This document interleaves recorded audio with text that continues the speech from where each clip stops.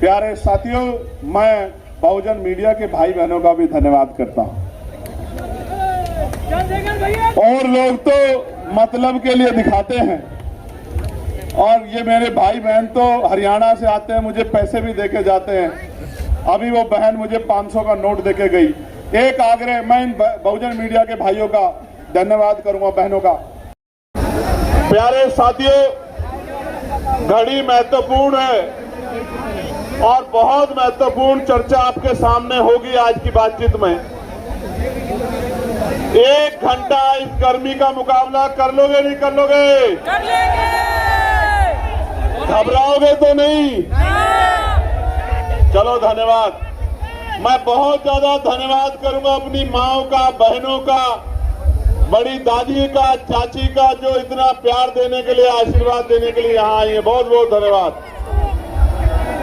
मैं अपने अभिभावक के रूप में जो बड़े बुजुर्ग यहाँ पहुंचे, उनका भी बहुत बहुत धन्यवाद करूंगा। मैं जो नौजवान शक्ति, नौजवान जिसको समानार्थी कहते हैं, युवा, और कहते हैं वायु को कोई नहीं रोक सकता और युवा को कोई नहीं रोक सकता, मैं युवा शक्ति का भी बहुत बहुत धन्यवाद करता हूं। और मैं वॉलंटियर फोर्स के अपने नौजवान साथियों का भी बहुत बहुत धन्यवाद करता हूं। और उनमें आज जो बेटियां भी वॉलंटियर फोर्स की जिम्मेदारी अदा कर रही है, उनका भी दिल से बहुत बहुत धन्यवाद करता हूं। इन बहादुर सेनियों को मेरा जय भीम, नीला सलाम। प्यारे साथियों, आज हम लोग,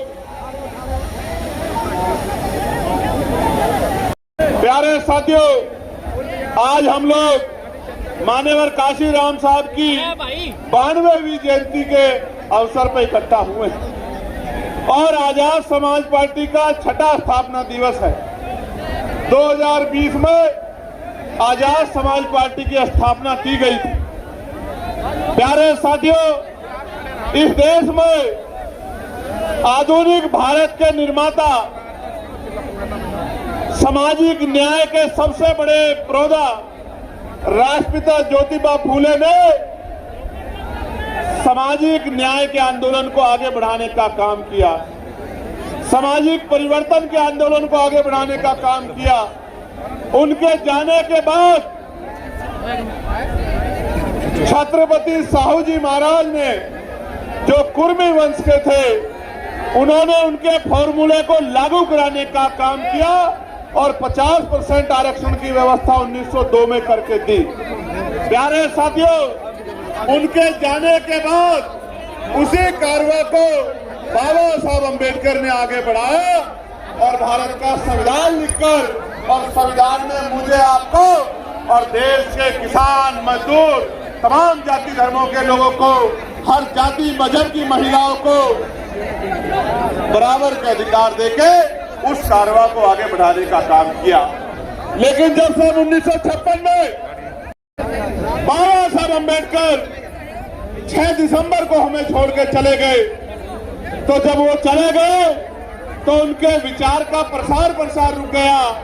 तो फिर उनके जाने के बाद जो लोग उनका आंदोलन चला रहे थे, उन्होंने कमजोर इच्छा शक्ति दिखाई, उनके आंदोलन को आगे बढ़ाने में दिलचस्पी कम दिखाई। तो पंजाब में जन्मे क्लास 1 के अधिकारी, साइंटिस्ट रहे मान्यवर साहब श्री काशीराम, जो बाबा साहब से कभी मिले नहीं, जिन्होंने बाबा साहब के जीते जी बाबा साहब को जाना समझा नहीं, जो बाबा साहब के जिले प्रदेश में पैदा नहीं हुए, जो बाबा साहब अम्बेडकर के आगे काम नहीं करते थे, नौकरी करते थे, लेकिन बाबा साहब के जाने के बाद जब महामानव तथागत गौतम बुद्ध के अवकाश के जयंती के अवकाश पे और बाबा साहब अम्बेडकर की प्रकाश पर्व के अवकाश पर जब एक बार मान्यवर दीनदयाल वाल्मीकि साहब लड़ रहे थे और उन्होंने काशीराम साहब से कहा कि आप तो क्लास 1 के अधिकारी हो, मैं चपरासी हूं, आप इस बात को कहोगे तो छुट्टी हो जाएगी, तो हम अपने बच्चों के साथ महापुरुषों की जयंती का कार्यक्रम मनाने जाएंगे। मान्यवर काशीराम साहब बोले कि ये बाबा कौन है, तो उन्होंने बाबा साहब अम्बेडकर की एक किताब एनिहिलेशन ऑफ कास्ट उनको दे दी। एक रात में 3 बार किताब पढ़ने के बाद इतना बड़ा हृदय परिवर्तन हुआ कि मान्यवर साहब काशीराम साहब ने नौकरी को लात मार दी, ठोकर मार दी और बाबा साहब के रुके हुए काम को पूरा करने के लिए नौकरी छोड़कर निकल गए। प्यारे साथियों, जिस नाम को लोग भूल गए थे, जिस नाम की चर्चा बंद हो गई थी, जिस नाम के विचार को रोक दिया गया था साजिश करके, उन बाबा साहब अम्बेडकर के विचार को घर घर जाके मान्यवर साहब श्री काशीराम ने पूरे देश में जन जागरण का अभियान चलाया। और प्यारे साथियों, जब मान्यवर काशीराम और उनके साथी पूरे देश में घूम घूम के बाबा साहब, फूले साहब, साहू जी के विचारों को आगे बढ़ा रहे थे, तो लोग जानते भी नहीं थे। उत्तर भारत में तो जानते भी नहीं थे कि फूले कौन है, साहू कौन है, इन्होंने क्या किया है, इनको क्यों मानना चाहिए, इनके कर्ज को क्यों उतारना चाहिए, इनके विचारों पे क्यों चलना चाहिए, इस बात को लोग जानते भी नहीं थे। लेकिन जब उन्होंने जन जागरण अभियान चलाया तो बच्चा बच्चा जान गया कि ये जो कोट पैंट और ये अच्छे घरों में हमें रहने का अधिकार मिला है, ये बाबा साहब अम्बेडकर के प्रयास से मिला, उनके संघर्ष से मिला, उनकी कुर्बानियों से मिला। जब इस बात को जान गए तो बाबा साहब का आंदोलन तेजी से आगे बढ़ने लगा। प्यारे साथियों, ये बात मैं आपको क्यों कह रहा हूं, क्योंकि मान्यवर साहब श्री काशीराम 2006 में हमारे बीच से चले गए थे। 2006 में जो महामानव चले गए, उनके जाने के बाद आज 2026 में ये आलम है कि Bharatiya Janata party, Congress party, Samajwadi party और अन्य पार्टियां भी मान्यवर साहब श्री काशीराम जी की जयंती का कार्यक्रम कर रही है, उनकी जयंती को मनाने का काम कर रही है। मैं इसके लिए आपको बधाई देता हूं। 2006 में जो व्यक्ति चला गया, उसके बाद 2026 में 20 साल बाद उनकी याद क्यों आई, इसके पीछे एक कारण है, मैं आपको बताना चाहता हूं। कारण यह है कि बाबा साहब अम्बेडकर का कारवां रुका हुआ काशीराम साहब ने आगे बढ़ाया और काशीराम साहब का रुका हुआ कारवां इन भीम आर्मी आजाद समाज पार्टी के साथियों ने आगे बढ़ाने का काम किया। और ये एक दिन में संभव नहीं हुआ, इसके लिए मेरे नौजवान साथियों ने लाठियां खाई, भूखे पेट रहे, जेल काटी, आंदोलन किए और गली गली घूम के मान्यवर साहब काशीराम नीले झंडे और बाबा साहब की बात को, फूले साहू की बात को घर घर तक पहुंचाने का काम किया। आज हालत ऐसी आ गई है, आज ये हालत ऐसी आ गई है कि जो लोग बाबा साहब का, काशीराम साहब का नाम नहीं लेते थे, आपकी पार्टी के बढ़ते प्रभाव को देखकर आज वो काशीराम साहब की जयंती के कार्यक्रम जो है उत्तर प्रदेश में कर रहे हैं। आपको देखना समझना चाहिए कि आपके संघर्षों ने कितना बड़ा परिवर्तन कर दिया। प्यारे साथियों, वरना 2006 के बाद 2007, 8, 9, 10, 11, 12, 13, 14, 15, 16, 17, 18, 19, 20, 21, 22, 23, 24, 25 क्या मजबूरी थी कि काशीराम दिखाई नहीं दिए? काशीराम इसलिए दिखाई नहीं दिए क्योंकि चुनाव आ रहा है, आपको वोट चाहिए। और आजाद समाज पार्टी काशीराम के संघर्ष से पहले प्रबुद्धन सम्मेलन और अब ये भाईचारों के कार्यक्रम से उत्तर प्रदेश की गली गली में आजाद समाज पार्टी काशीराम की चर्चा हो रही है।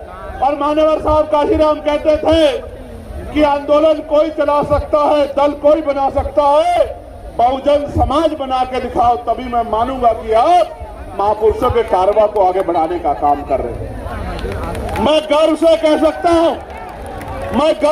सकता हूं, मेरे भाइयों बहनों, मेरे बहुजन समाज के हिस्सेदारों, पहरेदारों, आज इस मंच पे दलितों, पिछड़ों, आदिवासियों, मुसलमानों का, ईसाइयों का, जैनों का, बौद्धिस्टों का, सिखों का जमावड़ा लगा हुआ है।